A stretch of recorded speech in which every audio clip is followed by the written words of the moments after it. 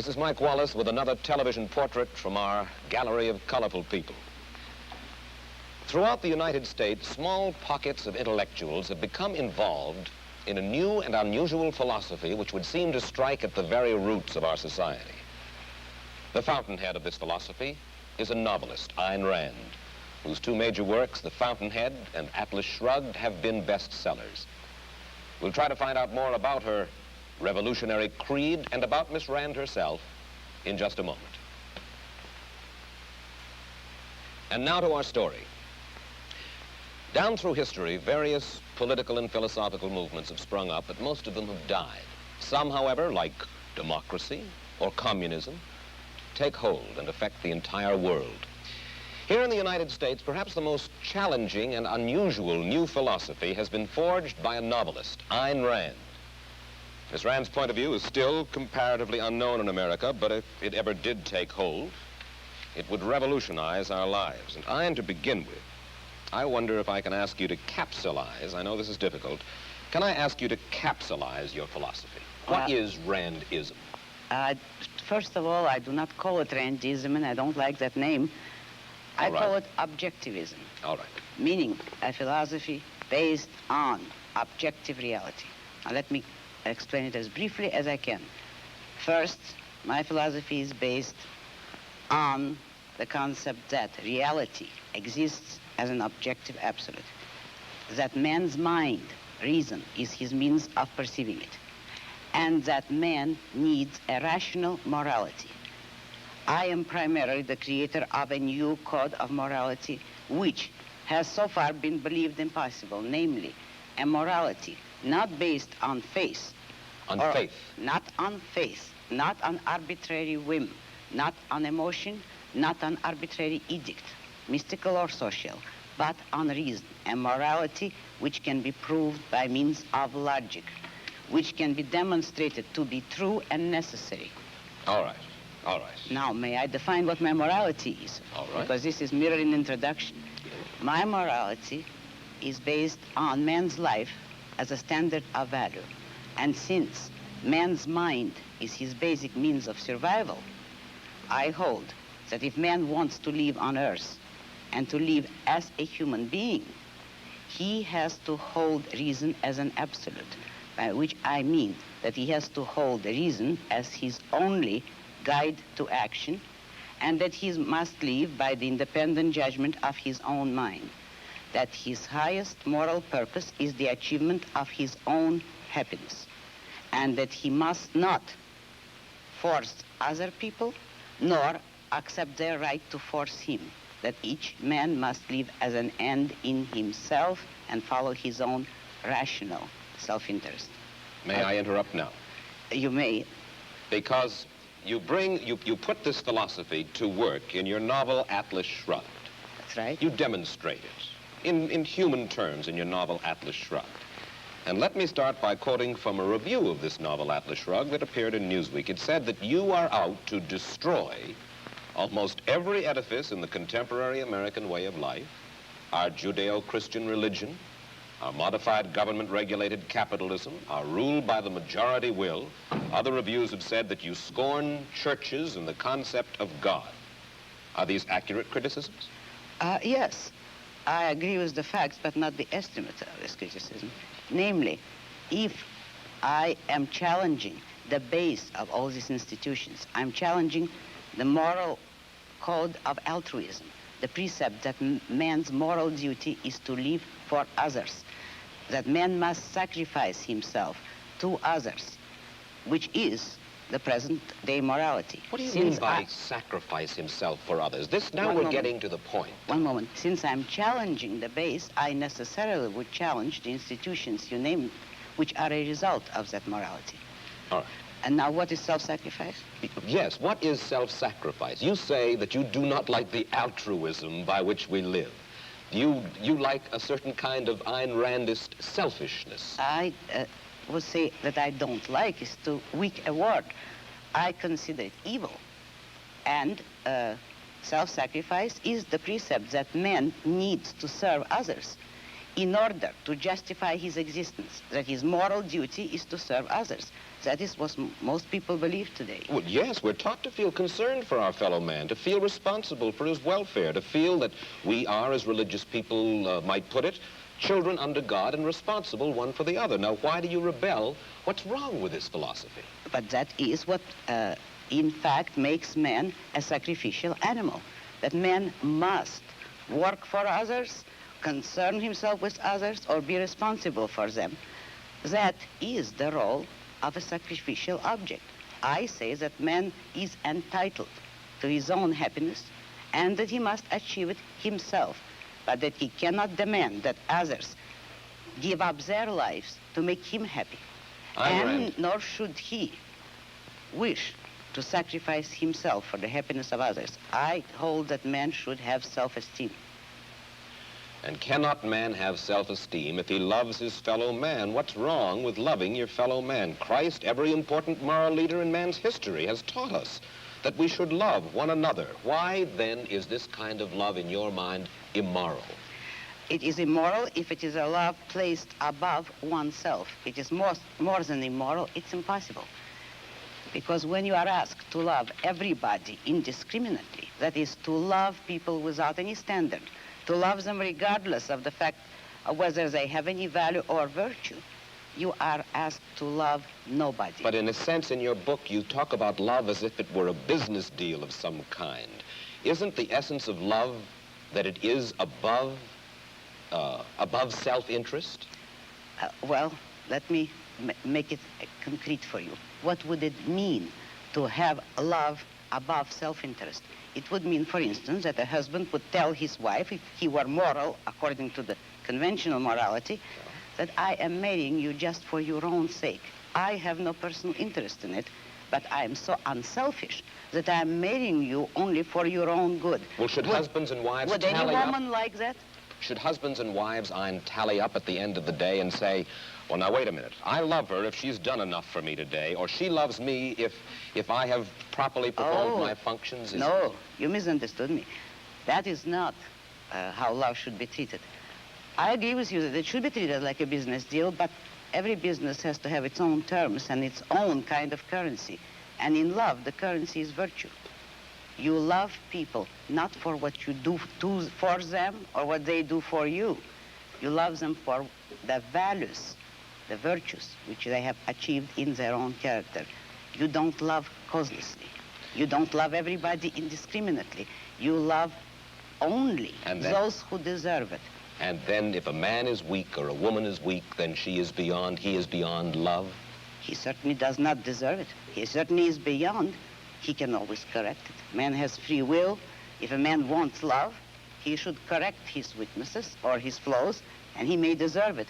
But he cannot expect the unearned, neither in love nor in money, neither in matter nor spirit. You have lived in our world, and you recognize the fallibility of human beings. There are very few of us, then, in this world, by your standards, who are worthy of love.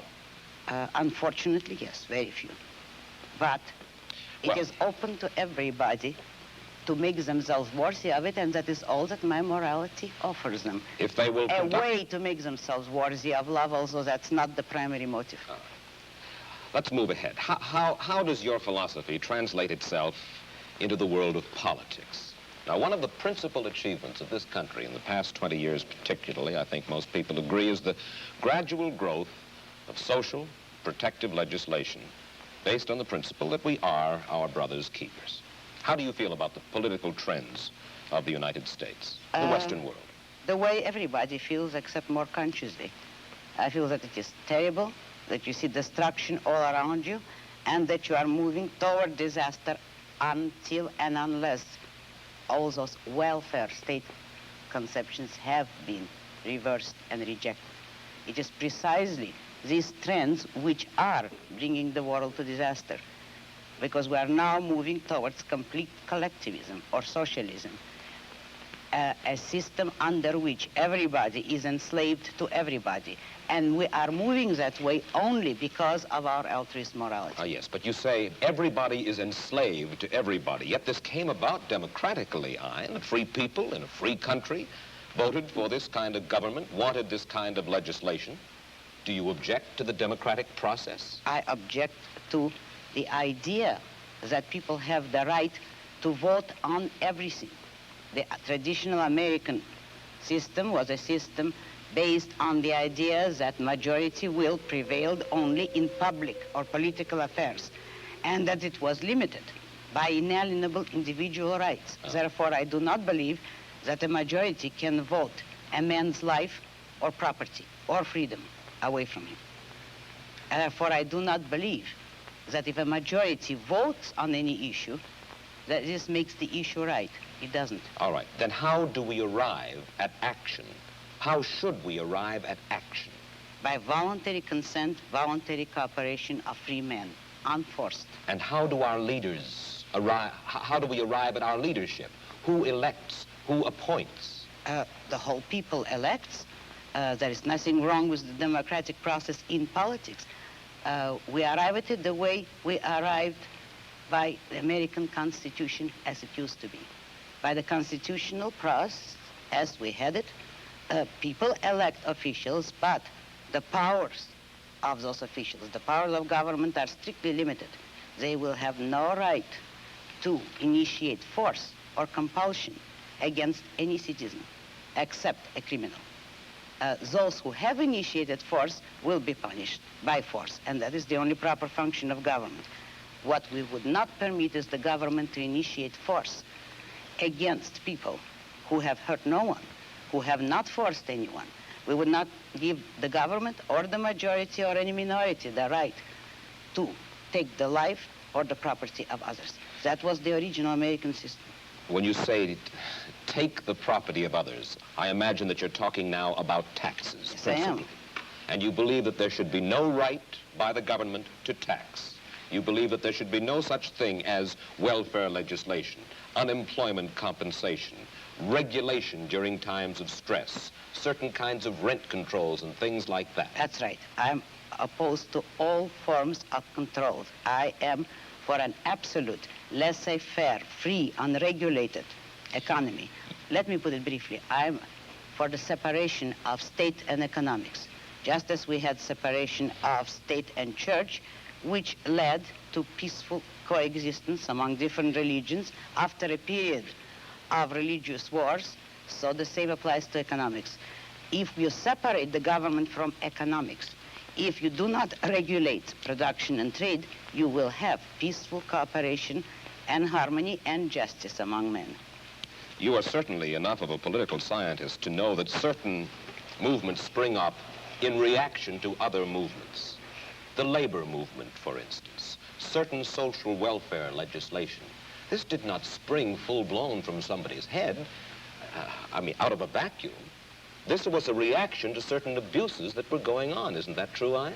Not always. It actually sprang up from the same source as the abuses. If by abuses you mean the legislation, which originally had been established to help industrialists, which was already a breach of complete free enterprise. If then, in reaction, labor leaders get together to initiate legislation to help labor, that is only acting on the same principle, namely, all parties agreeing that it is proper for the state to legislate in favor of one economic group or another. But what I'm saying is that nobody should have the right, neither employers nor employees, to use state compulsion and force. But when you advocate completely unregulated economic life in which every man works for his own profit, you are asking, in a sense, for a devil-take-the-hindmost, dog-eat-dog society, and one of the main reasons for the growth of government controls was to fight the robber barons, to fight laissez-faire, in which the very people whom you admire the most, Ayn, the hard-headed industrialists, the successful men, perverted the use of their power. Is that not true? No, it isn't. Oh. This country was made not by robber barons, but by independent men, by industrialists who succeeded on sheer ability. And By ability, I mean without political force, help, or compulsion. But at the same time, there were men industrialists who did use government power as a club to help them against competitors. They were the original collectivists. Today, the liberals believe that that same compulsion should be used against the industrialists for the sake of workers. But the basic principle there is, should there be any compulsion? And the regulations are creating robber barons. They are creating capitalists with government help, which is the worst of all economic phenomena. I think that you will agree with me when I say that you do not have a good deal of respect for the society in which you and I currently live. You think that we're going downhill fairly fast. Now, I would like you to think about this question, and you'll have a minute intermission to ponder it and then come back and answer it. Do you predict dictatorship and economic disaster for the United States if we continue on our present course? Do you? And we'll get Ayn Rand's answer in just a moment. And now back to our story. All right, Ayn Rand, what I'd like to know is this. Since you describe it as happening in your novel Atlas Shrugged, do you actually predict dictatorship and economic disaster for the United States? If the present collectivist trend continues, if the present anti-reason philosophy continues, yes, that is the way the country is going. But I do not believe in historical determinism, and I do not believe that people have to go that way. Men have the free will to choose and to think. If they change their thinking, we do not have to go into dictatorship. Yes, but how can you expect to reverse this trend when, as we've said, the country is run by majority rule through ballot, and that majority seems to prefer to vote for this modified welfare state? Oh, I don't believe that. You know as well as I do that the majority today has no choice. What do you mean? The majority has never been offered a choice between controls and freedom. How do you account for the fact that an almost overwhelming majority of the people who are regarded as our leading intellectuals and our leading industrialists, the men whom you seem to admire the most, the men with the muscle and the money, favor the modified capitalism that we have today? Because it is an intellectual issue. Since they all believe in collectivism, they do favor it. But the majority of the people has never been given a choice. You know that both parties today are for socialism, in effect, for controls, and there is no party. There are no voices to offer an actual pro-capitalist, laissez-faire economic freedom and individualism. That is what this country needs today. Isn't it possible that we all believe in it because we are all basically lonely people and we all understand that we are basically our brother's keepers? You couldn't say that you really understand it because there is no way in which you could justify it. Nobody has ever given a reason why men should be their brother's keepers, and you've had every example, and you see the examples around you of men perishing by the attempt to be their brother's keepers. You have no faith in anything? Faith? Only no. in your mind? That is not faith. That is a conviction. Yes, I have no faith at all. I only hold convictions.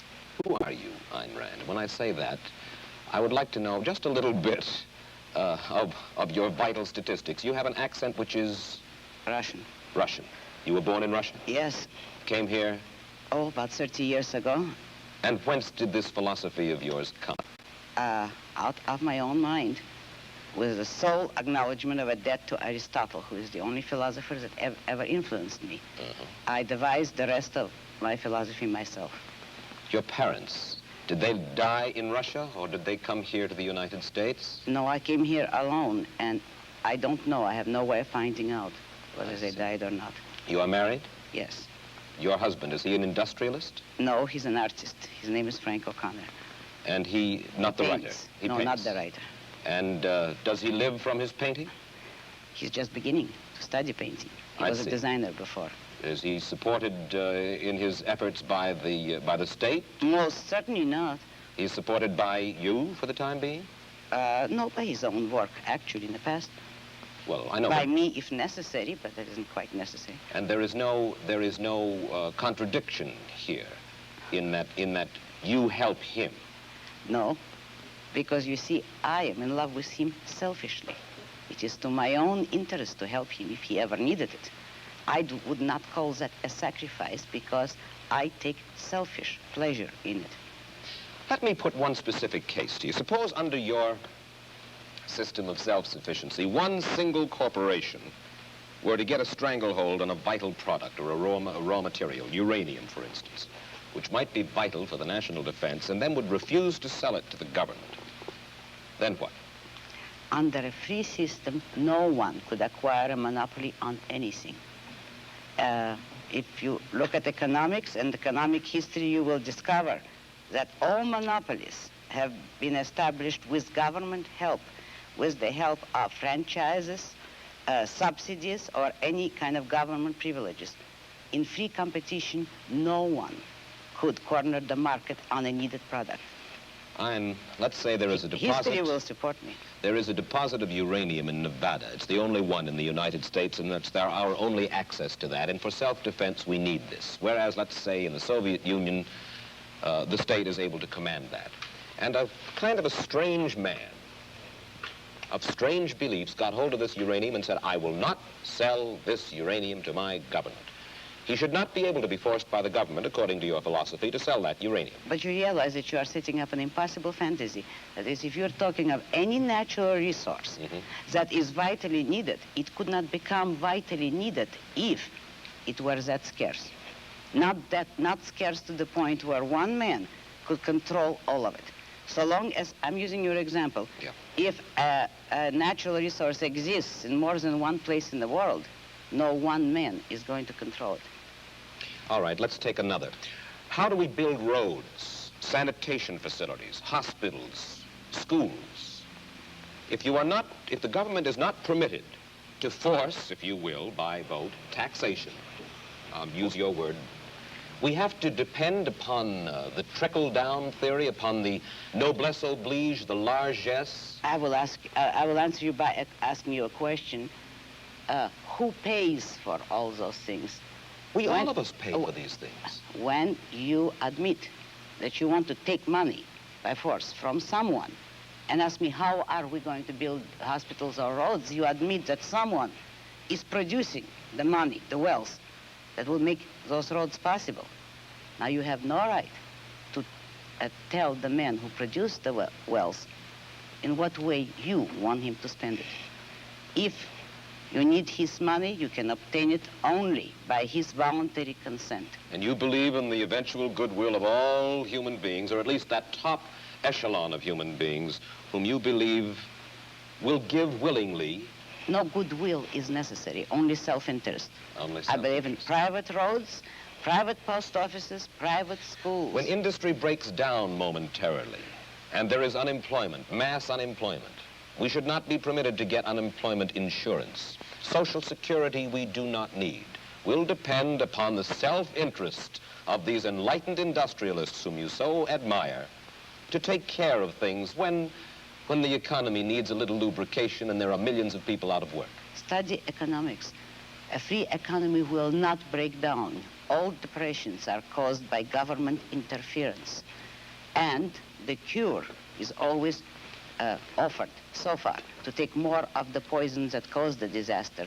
Depressions are not a result of a free economy. And one last question. We only have about a half a minute. How many Randists, you don't like the word, I beg your pardon. Objectivists. How many objectivists would you say there are in the United States?